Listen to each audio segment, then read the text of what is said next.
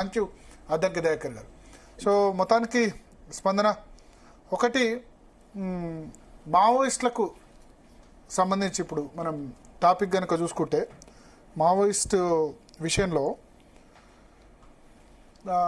చాలామంది ఇప్పుడు శాంతి చర్చల కోసం నిన్న రేవంత్ రెడ్డి కలిశారు. రేవంత్ రెడ్డి సానుకూలంగానే కనబడుతున్నారు, కేసీఆర్ సానుకూలంగానే కనబడుతున్నారు. ఇప్పుడు జరుగుతుందేమో ఛత్తీస్గఢ్లో కదా. సో నా ఒపీనియన్ ఏంటంటే, నేను మావోయిస్ట్ నక్సల్స్ ప్రాంతం నుంచి నేను వచ్చాను, మీరు వచ్చారు అంతే కదా. మీది ఆదిలాబాద్ జిల్లా, కరీంనగర్, ఉమ్మడి కరీంనగర్ జిల్లా, ఆదిలాబాద్ జిల్లా. మావోయిస్టులతో మోస్ట్ ఎఫెక్టెడ్ పర్సన్స్ ఎవరైనా ఉన్నారంటే అది మీరు, నేను, ఇంకా ఆ జిల్లా నుంచి వచ్చిన వాళ్ళు. సో చిన్నప్పుడే 7-8 సంవత్సరాలకే, అంటే 1వ తరగతి 2వ తరగతి చదువుతున్నప్పుడే ఈ కాల్పులు ఇవన్నీ కూడా చూసిన పరిస్థితి. అప్పుడే ధర్మపూర్లో కోమల్ రెడ్డి అనే కానిస్టేబుల్ మావోయిస్టులు ఊరి మధ్యలో కాల్చి చంపిన పరిస్థితి. అట్లా అన్నలకు సపోర్ట్ చేసే వాళ్ళు ఉండే, రెండు వైపులా అల్టిమేట్గా ప్రజలు సఫర్ అయ్యారు. పోలీసులు చనిపోయారు, మావోయిస్టులు అంటే అప్పుడు నక్సల్స్ అన్నలు అనేవాళ్ళు, పీపుల్స్ వార్ వాళ్ళు చనిపోయారు, వీళ్ళు చనిపోయారు. కానీ కోవర్టుల పేరిట అటు పోలీసులు ప్రజల్ని కాల్చి చంపారు, మావోయిస్టు కోవర్టుల ముద్రేసి పోలీస్ కోవర్టులు అని చెప్పి నక్సల్స్ కాల్చి చంపారు. సో చాలా హింస చాలా జరిగింది. ఈ హింస వల్ల, ఈ భయం వల్ల ప్రాంతాలు డెవలప్ కాలేదు. ఎడ్యుకేషన్ పరంగా, హెల్త్ పరంగా, దీని పరంగా ఒకప్పుడు ఇప్పుడు ఆ టౌన్స్ దాటి వెళ్ళాలంటే, పల్లెటూరు వెళ్ళాలంటే రాత్రి 6-7 గంటలైతే భయం అయిపోయే పరిస్థితి. సో అక్కడికి చదువు చెప్పేందుకు కూడా టీచర్స్ వాళ్ళు రావాలంటే, ఏదైనా కమ్యూనికేషన్ నెట్వర్క్, టెలిఫోన్లు రావాలన్నా, అప్పట్లో ల్యాండ్ లైన్ ఫోన్ రావాలన్నా ఇబ్బంది. ల్యాండ్ లైన్ ఫోన్ ఉంటే ఆ టవర్ను బెల్చేసేవాళ్ళు నక్సల్స్. సో అభివృద్ధి పూర్తిగా ఆగిపోయిన పరిస్థితి. కానీ ఎప్పుడెప్పుడైతే నక్సల్స్ సంబంధించి ప్రాబ్లం ఏదైతే ఉందో అది తగ్గిపోయిందో, నక్సల్ సమస్య తగ్గిందో, అప్పటి నుంచి ఇది ఒక సైకిల్ లాంటిది. అంటే డెవలప్మెంట్ అనేది స్టార్ట్ అయింది. ఇప్పుడు నేను చెప్పినట్టు ఉమ్మడి కరీంనగర్ జిల్లా ఇవాళ వరి పంటలో, వరి ప్రొడ్యూస్లో 2 రాష్ట్రాల్లో, తెలంగాణ ఆంధ్రప్రదేశ్లోనే కాదు దేశంలోనే బహుశా టాప్ 5 డిస్ట్రిక్ట్స్లో ఉమ్మడి కరీంనగర్ జిల్లా ఉంటుంది. తర్వాత తెలంగాణ అంటే ముఖ్యంగా కరీంనగర్, ఆదిలాబాద్, నిజామాబాద్, బొంబాయి, దుబాయ్, బొగ్గుబావి. కొత్తగా వలసలు చాలా వరకు తగ్గాయి. దుబాయ్ పోవడమైనా, ఎందుకంటే ఎంప్లాయ్మెంట్ ఇక్కడే దొరుకుతుంది. ఇక్కడ ఇంజనీరింగ్, సాఫ్ట్వేర్ ఇంజనీర్స్ ఊరికి ప్రతి చిన్న ఊర్లో కూడా 10-15 మంది సాఫ్ట్వేర్ ఇంజనీర్స్ తయారైపోయినారు. సో ఎంప్లాయ్మెంట్ వచ్చేసింది. చదువుకుంటే ఉద్యోగాలు వచ్చాయి, ఉద్యోగాలు వస్తే వాళ్ళ కుటుంబ సభ్యులు ఇంప్రూవ్ అయ్యారు. సో ఇదంతా కూడా జరిగింది. ఇప్పుడు మావోయిస్టులు చర్చలు మంచిదే, చర్చలు చేస్తే ఎవరికి అభ్యంతరం లేదు. కానీ చర్చల పేరిట మళ్ళీ వాళ్ళు బలపడి, మళ్ళీ రిక్రూట్మెంట్ స్టార్ట్ చేసి, మళ్ళీ తుపాకీ గొట్టం స్టార్ట్ చేస్తే మళ్ళీ పల్లెటూరులో మళ్ళీ అశాంతి. ఇప్పుడు మెయిన్ గా తెలంగాణ, ఆంధ్రప్రదేశ్ లో మావోయిస్టులకి సపోర్ట్ అనేది కరువైంది. ఎందుకంటే చదువుకున్న కొద్దీ ఎవరు వాళ్ళ లైఫ్ వాళ్ళు చూశారు. అప్పట్లో ఉద్యోగ అవకాశాలు దొరకకపోవడం, దానివల్ల మావోయిస్టుల్లో జాయిన్ అయ్యే వాళ్ళు చాలా ఎక్కువ సంఖ్యలో ఉండేది. ఇప్పుడు మావోయిస్ట్ రిక్రూట్మెంట్ 2 రాష్ట్రాల్లో పూర్తిగా ఆల్మోస్ట్ నెగ్లిజిబుల్. ఛత్తీస్గఢ్లో దంతెవాడ జిల్లాలో కానీ ఎక్కడ కానీ మావోయిస్టులు జాయిన్ అయిన వాళ్ళు ఎక్కువ మంది ఉండే. ఇప్పుడు అది కూడా తగ్గిపోయింది. ఇప్పుడు అధునాతన ఆయుధాలు వచ్చేసాయి, ఆర్టిఫిషియల్ ఇంటెలిజెన్స్ వచ్చింది, డ్రోన్ కెమెరాలు, డ్రోన్లో వచ్చేసి, డ్రోన్ కెమెరాలే కాదు, డ్రోన్లో పిస్టల్ వచ్చి మావోయిస్టులను గాల్చి వెళ్ళిపోతుంది. సో ఇంకా వాళ్ళకి వేరే ఆప్షన్ లేదు, లొంగిపోవడం తప్ప. అంటే అందుకని వాళ్ళు ఇప్పుడు చర్చలు అంటున్నారు.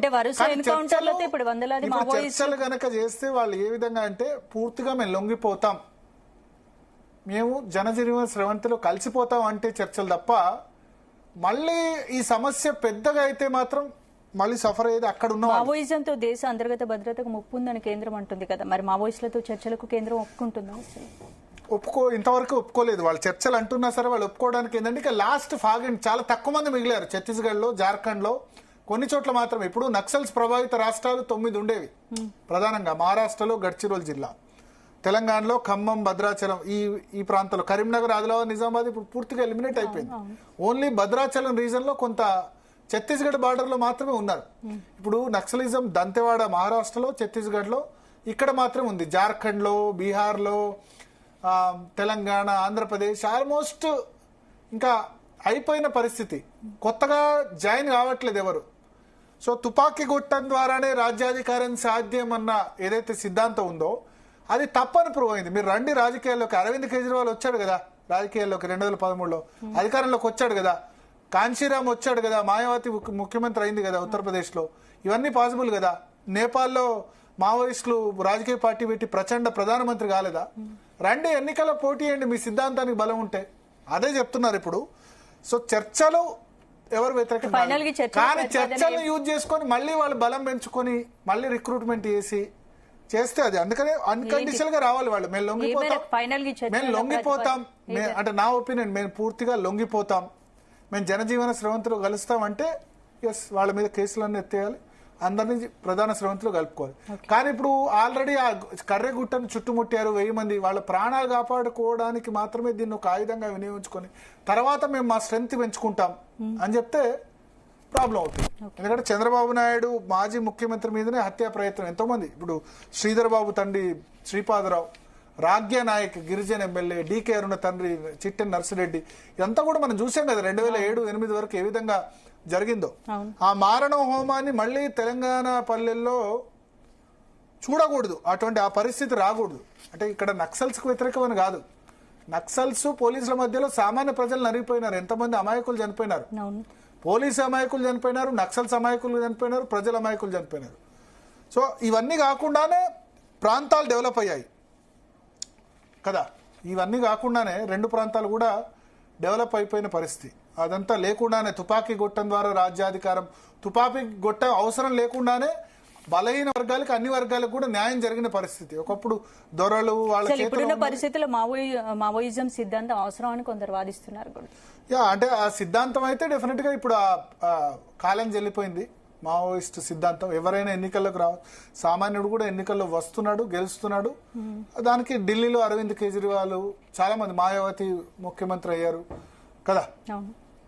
మావోయిస్ట్ సీతక్క మావోయిస్ట్ దళంలో పనిచేసిన ఆమె రాజకీయాల్లోకి వచ్చి తెలుగుదేశం పార్టీ తరపున ఎమ్మెల్యేగా గెలిచారు అప్పుడు కదా. తర్వాత కాంగ్రెస్ పార్టీ తరపున ఇప్పుడు గెలిచారు, మంత్రి అయ్యారు కదా. ఆమె మావోయిస్ట్కి పనిచేసిన ఆమె కదా.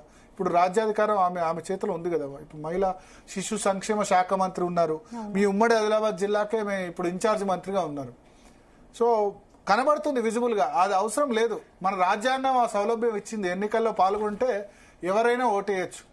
పేదవాళ్ళు గెలుస్తున్నారు, డబ్బున్న వాళ్ళు గెలుస్తున్నారు, ప్రజల్లో మద్దతు ఉంటే. మీ సిద్ధాంతానికి ప్రజల్లో బలం ఉంటే మీరు వచ్చి గెలవండి, అదొక్కటే చెప్పగలుగుతాం. ఇప్పుడు ఎవరైతే పెద్దలు ప్రతిపాదిస్తున్నారో చర్చలని, ఆ పెద్దలు బాధ్యత కూడా తీసుకోవాలి. ఏంటంటే మళ్ళీ ఈ పేరు మీద రిక్రూట్మెంట్ పెంచుకొని మళ్ళీ మావోయిస్టుల జనసంఖ్య పెంచుకుంటే మాత్రం అది డెఫినెట్గా ప్రమాదం. ఎందుకంటే మేము అదే ప్రాంతం నుంచి వచ్చాం. ఆ సందర్భంలో డెవలప్మెంట్ ఎట్లా ఉంది, ఆ సంవత్సరంలో మా ఎడ్యుకేషన్ ఫెసిలిటీస్ ఎట్లా ఉన్నాయి, తర్వాత ఇప్పుడు కలిపిన మార్పులు విజిబుల్ గా చూస్తున్నాం. ఎందుకంటే గణపతి ధర్మపురికి 10-15 కిలోమీటర్ల దూరంలో మావోయిస్టు దేశాధినేత గణపతి స్వగ్రామం, ముప్పాళ్ల గణపతికి సంబంధించిన స్వగ్రామం. ఆయన టీచర్ గా పనిచేసిన వాళ్ళే, జగిత్యాల జైత్రయాత్ర ఆ ప్రాంతం నుంచి వచ్చిన వాళ్ళే. సో మా ప్రాంతాలు చాలా వెనుకబడ్డాయి నక్సలిజం వల్ల. ఇప్పుడిప్పుడే ప్రధాన జనజీవన స్రవంతిని కలిపి అభివృద్ధి చెందుతున్నాయి. సో ఆ అభివృద్ధి కంటిన్యూ కావాలి. నక్సల్స్ వాళ్ళ సిద్ధాంతాలని తెలుసుకొని లొంగిపోయి, బేషరతుగా లొంగిపోయి ప్రభుత్వంతో, కేంద్ర ప్రభుత్వంతో చర్చలు జరిపితే మంచిదని నేను భావిస్తున్నాను. Right, thank you Bharat.